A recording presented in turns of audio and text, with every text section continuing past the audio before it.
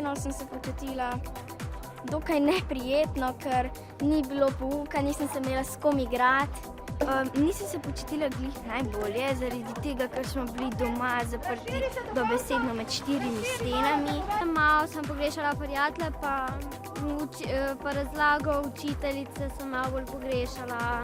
Ko sem delala za šolo, je bilo težko, ker mi starša nista morala tako razložiti kot učiteljica.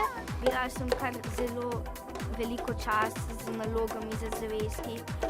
Težje je bilo, kot da bi bila v šoli. Skrbelo me je malo, če bomo sploh še to leto šli sploh v šolo zaradi te korone.